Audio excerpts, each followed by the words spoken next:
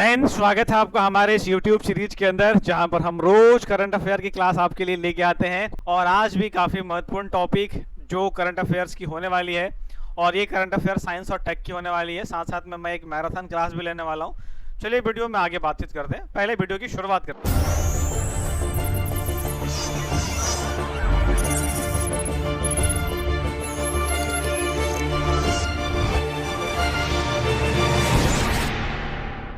तो स्वागत है आपका इस वीडियो सेशन के अंदर। और फिर से मैं आपको बता दूं कि हम शुरुआत कर रहे हैं साइंस एंड टेक की करंट अफेयर्स, जिसमें मैंने पिछली बार भी कवर करा था और आज भी मैं कवर कर रहा हूं। जिसमें ये बताया जा रहा है कि India to listing to cosmic dust space is answering. इसका मतलब क्या है कि इंडिया ने एक नई अचीवमेंट हासिल कर ली है और उसका नाम रखा है द डस्ट एक्सपेरिमेंट, DEX।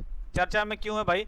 तो भारतीय अनुसंधान संगठन इसरो ने 2026 में पहले स्वदेशी धूलकण डिटेक्टर उदाहरण बना लिया है। इसके अंदर में क्या होता है, तो इसमें डस्ट जो है वो एक्सपेरिमेंट की शुरुआत परिणामों की पुष्टि करता है। और साथ साथ में आप यहाँ पर देखिए कि ये जो है वो एक इंडियन कॉस्मिक डस्ट एक्सपेरिमेंट हो रहा है। ये कंफर्म है कि जो ये उपकरण स्पष्ट कर दिया है कि धरती के चारों तरफ जो है, जो पृथ्वी के ऊपरी हिस्से के टुकड़े हैं, वो सूक्ष्म अंतरिक्ष धूलकणों में लगातार जो है वो बारिश हो रहे हैं। और ये DX क्या करेगा? ये पहला कॉस्मिक डस्ट डिटेक्टर है जो आपके अनुसंधान प्रयोगशाला अहमदाबाद द्वारा विकसित किया गया है। और ये 1 जनवरी 2024 को इसरो के एक्सपोसैट मिशन के साथ PSLV-C58 रॉकेट और पोएम 3 प्लेटफॉर्म पर लॉन्च किया गया था। यह लगभग 350 किलोमीटर की लंबाई पर तैनात है। DEX ने स्पष्ट कर दिया है कि औसतन हर 1000 सेकेंड में लगभग 16 मिनट में एक अंतरग्रहीय धूलकण जो है वो इंटरप्लैनेटरी डस्ट पार्टिकल IDP पृथ्वी के वायुमंडल से टकराता है। और यह हाइपर वेलोस्टिक इम्पैक्ट सिद्धांत पर काम करता है, यानी कि 3 किलोमीटर तक के छोटा उपकरण जो है वो 4.5 वाट बिजली पर चलता है और अत्यधिक तेज गति से 4 किलोमीटर प्रति सेकंड की रफ्तार से वाले कणों की पहचान सुनकर सेंसर के माध्यम से करता है। मतलब कि जो धूलकण है वो हर 1000 सेकंड्स में 16 मिनट की अगर मैं बात करूं तो अंतर्राष्ट्रीय धूलकण जो है हमारे पृथ्वी से टकरा जाते हैं, लेकिन वो पहुंच नहीं पाते क्योंकि भाई हमारे फ्रिक्शन है और फ्रिक्शन की वजह से जल के वो खत्म हो जाते हैं। लेकिन उसकी महत्व क्या क्या है, इसको क्यों खोज की गई? सैटेलाइट की सुरक्षा करने के लिए खोज की गई है। गगनयान मिशन के डेटा को कलेक्ट करने के लिए किया गया है। ब्रह्मांड की उत्पत्ति भी इससे रिलेटेड चीजें हैं। जिसमें सैटेलाइट की सुरक्षा में क्या है, तो अंतरिक्ष में उड़ने वाले सूक्ष्म कण उपग्रहों के संवेदनशील उपकरणों का नुकसान पहुंचाने से रोकता है। और इनका डेटा जो है वो भविष्य के लिए उपग्रहों के लिए बेहतर सुरक्षा कवच प्रदान किया जा सकेगा इसके थ्रू। गगन मिशन के लिए डेटा का क्या महत्व है, क्या महत्वपूर्ण इसकी बातें हैं? तो भारत के मानवयुक्त मिशन जो गगनयान और भविष्य के अन्य गहरे अंतरिक्ष मिशन के लिए यह समझना जरूरी है कि अंतरिक्ष यात्री इन कणों के कितने सुरक्षित रहेंगे। तो भाई ये भविष्य के लिए भी बहुत हेल्पफुल है। ब्रह्मांड की उत्पत्ति इसका क्या महत्वपूर्ण अपना भूमिका है? यह धूलकण मुख्य रूप से धूमकेतुओं जो होते हैं, कॉमेट्स जो घूम रहे चारों तरफ से, कॉमेट्स और क्षुद्रग्रह जो एस्ट्रॉयड जो होते हैं, इसको अवशोषित करके और इनका अध्ययन और मंडलों के इतिहास को समझाने में हमारा पूरा का पूरा इसमें मदद करता है। मतलब हिस्टोरिकल्स हमें बैकग्राउंड भी इसमें देने में काफ़ी इसकी भूमिका है। और इसमें इसकी भविष्य मिशन जो है, यानी कि आगे की क्या प्लान है इसके ये बारे में, तो इसरो अब इस तकनीक का उपयोग करके वेनस और मंगल जैसे ग्रहों के चारों ओर धूलकणों का वातावरण का अध्ययन करने की योजना बना रहा है। यानी कि हमारे लिए जो है वो DEX जो है एक अच्छा एक्सपेरिमेंट है, द डस्ट एक्सपेरिमेंट, जो हम वहाँ पर जो कॉमेट है, एस्ट्रॉयड है, उसको डिटेक्ट कर रहे हैं और उसके ऊपर स्टडी कर रहे हैं। और साथ साथ में हम सैटेलाइट भेज रहे हैं, उसको हम लोग प्रोटेक्ट भी करने का काम कर रहे हैं। अब मैं इसके बारे में बात करूंगा अगर, तो दूसरा न्यूज है हमारा, India become the world first biobitumen producer. इसके अंदर की अगर मैं बात करूं तो भारतीय व्यावसायिक स्तर पर बायोबिटुमेन का उत्पादन करने वाला पहला देश बन गया है। भारत व्यावसायिक स्तर पर बायोबिटुमेन का उत्पाद करने वाला दुनिया का सबसे पहला देश बन गया है। भारत के कृषि अवयवों से बायोबिटुमेन तैयार करने की तकनीक विकसित करने के साथ साथ इसका व्यावसायिक उद्घाटन भी बुनियादी ढांचे पर उपलब्ध हासिल किया गया है। यानी कि ये जो हमारा बायोबिटुमेन जो है, ये भारत में, ये दुनिया का सबसे पहला भारत बन गया है जो कि ऐसे बायोबिटुमेन का इस्तेमाल कर रहा है। एक्चुअली इसके कुछ मुख्य बिंदु हैं। बायोबिटुमेन के बारे में आपने सुना होगा कि ये जो है षड्यंत्र पानीपत हरियाणा में स्थापित किया गया है संयंत्र पानीपत हरियाणा में स्थापित किया गया। यहाँ से उत्पादित बिटुमेन का उपयोग जो है कुछ प्रायोगिक सड़कों के निर्माण में किया जा रहा है, जिनकी गुणवत्ता पारंपरिक सड़कों के समान या उससे बेहतर पाई गई है, मतलब जो हम पहले लगाते थे। अच्छा एक बात बताइए, जो अब इसके बारे में मैं थोड़ा आपके सामने बातचीत करने वाला हूँ कि ये क्या है, बायो बिटुमेन क्या है। साधारण बिटुमेन जो होते हैं, जिसको हम लोग डामर कहते हैं या कोलतार कहते हैं। अब ये कोलतार क्या होता है या डाबर क्या होता है, डामर क्या होता है, जो कच्चे तेल को, क्रूड ऑयल को जो हम लोग गर्म करके हीट करके उसको प्योरीफायर करते हैं ना, उसके दौरान जो गाद निकलता है ना, उसको हम लोग यूज करते हैं सड़क बनाने में। लेकिन बायो बिटुमेन की जो है ये कृषि के कचड़े और धान की पराली, गन्ने की खोई और मक्के के डंठल से तैयार किया जाता है। मतलब एनवायरनमेंट को ये कोई नुकसान नहीं पहुंचाने वाला है, भारत में आराम से ये चीजें मिल भी जाएंगी, तो इसलिए इसका जो इतना महत्व दिया जा रहा है। अब हाल ही में महाराष्ट्र के नागपुर जिलों में भारत के पहले बायो बिटुमेन राष्ट्रीय राजमार्ग का उद्घाटन भी कर दिया गया और नागपुर मानसा राष्ट्रीय राजमार्ग परियोजना के 1 किलोमीटर के हिस्से को डामर में 15% बायो बिटुमेन मिलाकर बनाया गया। यह देश का पहला राष्ट्रीय राजमार्ग है जो कि लिग्रिन नामक फसन अवशेष से प्राप्त बिटुमेन से निर्मित किया गया है। अब इसके बारे में मैंने बता ही दिया। इस पर प्रदूषण पर नियंत्रण भी होगा।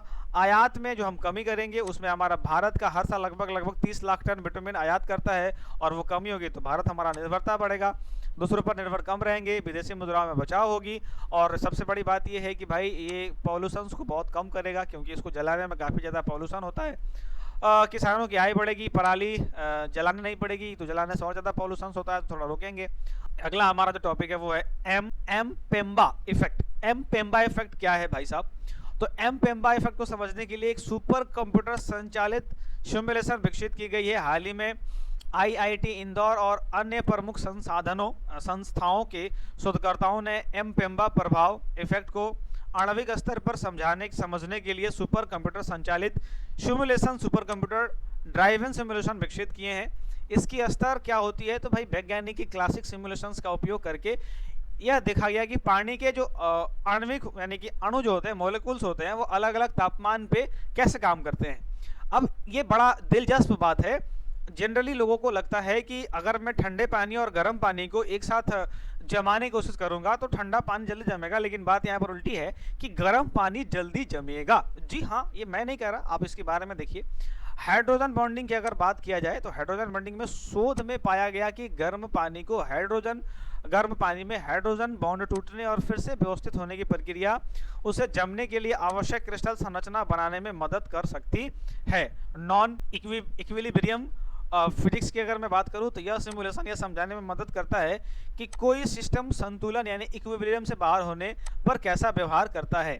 अब इसके प्रभाव क्या है एम-पेम्बा के? देखिए, सामान्य तर्क ये कहता है कि ठंडे पानी को गर्म करने की तुलना में जो तेजी से जमना चाहिए, सिंपल सी बात है। लेकिन एम-पेम्बा प्रभाव या वह स्थिति है जहां पर गर्म पानी ठंडे पानी की तुलना में तेजी से जम जाता है, गर्म पानी जल्दी जम जाता है। या अब इसका महत्व क्या हो गया भाई? तो महत्व यह है कि अब हम लोग सिर्फ बर्फ जमाने में इसका काम नहीं बल्कि और भी काम करने वाले हैं। सिमुलेशन में उपयोग करेंगे, भविष्य में कई क्षेत्रों में किया जा सकता है।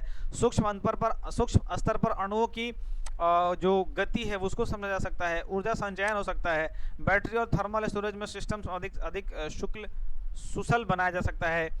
मटेरियल जो होगा साइंस, यह समझना कि धातुएं और प्लास्टिक गर्म अवस्था में ठंडी होने पर कैसे कठोर हो जाती हैं, यह रोचक तथ्य है। यह प्रभाव का नाम तंजानिया के एक छात्र इरास्तो एम-पेम्बा के नाम पर रखा गया है, जिसका 1960 के दशक में आइसक्रीम बनाते समय इस घटना को नोटिस किया गया था। ये घटना तो अब है ही। चलिए मैं आगे बढ़ता हूँ। इंडिया जो है वो हमारा कैंसर स्क्रीनिंग के लिए ये क्या नया चीज बनाया है, इसको हम लोग बोलते हैं आशा, है ना। इसका नाम रख गया आशा वैन। ये मोबाइल कैंसर स्क्रीनिंग यूनिट है। आशा वैन जो है वो गुजरात सरकार द्वारा शुरू की गई यह मोबाइल कैंसर स्क्रीनिंग यूनिट है जो अत्याधुनिक EVA प्रो डायग्नोस्टिक्स और मैमोग्राफी मशीनों से लैस है, ताकि फेफड़े, मुंह, स्तन, गर्भाशय, ग्रीवा, रक्त और प्रोटेक्ट्स सहित 10 प्रकार के कैंसर की प्रारंभिक जांच ग्रामीण और दूर दराज के इलाकों में की जा सके, जिससे स्वास्थ्य सेवाओं के सभी तक पहुंचाने में मदद मिलेगी। आशा वैन की मुख्य व्यवस्थाएं क्या है? तो आधुनिक तकनीक है इसके अंदर में, मैमोग्राफी सुविधा है, जैसे स्तन का कैंसर जल्दी पता लगाने के लिए वैन की अंदर डिजिटल मैमोग्राफी की सुविधा उपलब्ध कराई गई है। व्यापक कवरेज दिया गया है, यह केवल 1 या 2 नहीं बल्कि 10 अलग अलग प्रकार के कैंसर की स्क्रीनिंग कर सकता है। तो ये भाई बहुत अच्छा है।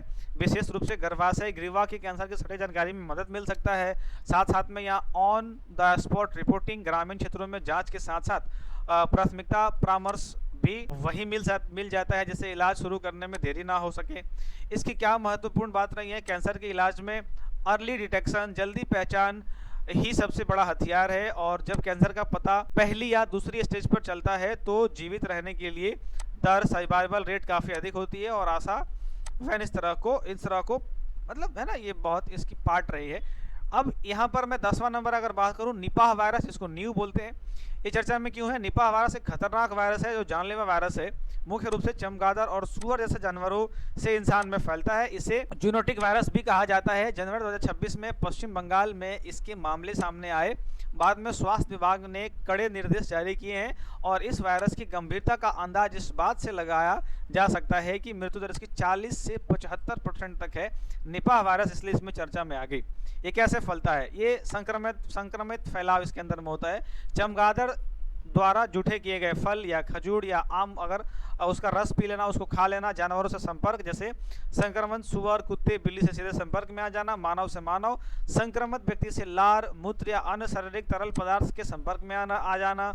इसके सिम्टम्स क्या हैं? तो संक्रमण के संपर्क में आने वाले 50 से 14 दिनों के भीतर लक्षण दिखाई देने लगते हैं। शुरुआती लक्षण जो होगा तेज बुखार, सिर दर्द, गले में खराश, खांसी और मांसपेशियों में दर्द हो जाएंगे। गंभीर लक्षण हो जाएंगे सांस लेने में अत्यधिक कठिनाई, चक्कर आना और मानसिक भ्रम और दौड़े पड़ना, ये सब भी हो सकते हैं। घातक स्थिति ये है कि ये वायरस मस्तिष्क में सूजन और एन्सेफलाइटिस पैदा करती है, जिससे एन्सेफ्लाइटिक्स या वायरस में सूजन जैसे एन्सेफ्लाइटिक्स पैदा कर सकता है, जिससे कि मरीज को 24 से 48 घंटे के भीतर कोमा में जा सकता है। इससे बचाव क्या है? तो वर्तमान में निपाह वायरस की कोई वैक्सीन उपलब्ध तो नहीं है, लेकिन इसे सावधानी और बचाव बहुत ध्यान से रखना है। फलों की जहाँ जमीन पर गिरे हुए फल, पक्षी द्वारा कुतरे गए फल को बिल्कुल ना खाएं। और खजूर का रस जो है, पेड़ से सीधे निकालने वाला खजूर का रस ताज़ा ताड़ी पीने से बचें, क्योंकि चमगादड़ की लार इसमें हो सकती है। हाथ को साबुन और पानी से धोएं, दूरी बनाए रखें, वगैरह वगैरह। कल हम लोग पढ़ेंगे जो हमारा भारत का पहला पैरों वाला मोबाइल मैनिपुलेटर जो है वो क्या है, कैसे काम किया, क्या बना, इसके बारे में कल हम लोग पढ़ने वाले हैं। इस सेशन को यहीं पर समाप्त कर देते हैं। फिलहाल मैं छोटे छोटे सेशंस दे रहा हूँ, मैं बहुत जल्द लॉन्ग सेशन देना शुरू कर दूंगा। फिलहाल इस वीडियो को आपने यहाँ तक देखा, इसके लिए आपका बहुत बहुत धन्यवाद। मिलते हैं किसी नेक्स्ट वीडियो में। और हाँ, करंट अफेयर के साथ साथ हमारी 11:45 में जो सीरीज शुरू हुई है उस पर भी हम रेगुलर काम कर रहे हैं। अगर कोई आदमी नहीं देख रहे हैं तो उसको जाकर जरूर देखिए, क्योंकि बीपीएससी कोई आसान एग्जाम नहीं है। हमें बिहार स्पेशल पर विशेष ध्यान देना है। साथ में मैंने शनिवार को एक वीडियो रिलीज करने का डिसीजन लिया है जो मस्तिष्क से होगा, और वो साइंस स्पेशल होने वाला है। यानी हम लोग पूरा का पूरा नर्वस सिस्टम को पढ़ने वाले हैं और वो भी ब्रेन के बारे में पढ़ने वाले हैं। पूरा एकदम डिटेल में पढ़ेंगे। एक वीडियो होगा जिसमें पूरी की पूरी एक चैप्टर खत्म होगी और वो होगी ब्रेन वाली। तो आप लोगों से जो है ना, ये एक सूचना देना था कि भाई आप लोगों को कि वो वीडियो जैसे रिलीज होगा वो सब लोग देख लीजिएगा, क्योंकि चैप्टर में पूरा ब्रेन खत्म, एक ब्रेन एक चैप्टर में खत्म, एक वीडियो में एक चैप्टर खत्म, पूरी खतरनाक तरीके से पढ़ाने वाले हैं। तो मैं आशा करता हूँ कि आपको चीज़ें समझ में आ रही होंगी और करंट अफेयर रोज़ पढ़ रहे हैं आप। और फिर से एक बार वीडियो यहाँ तक आपने देखने के लिए आपका बहुत बहुत धन्यवाद। अगर आप यहाँ तक पहुँच गए हैं तो कमेंट में जय हिंद जरूर लिखिएगा, ताकि मैं समझ सकूँ कि सच में आपने यहाँ तक वीडियो को देखा है। चलिए फिर मिलते हैं अगले क्लास के।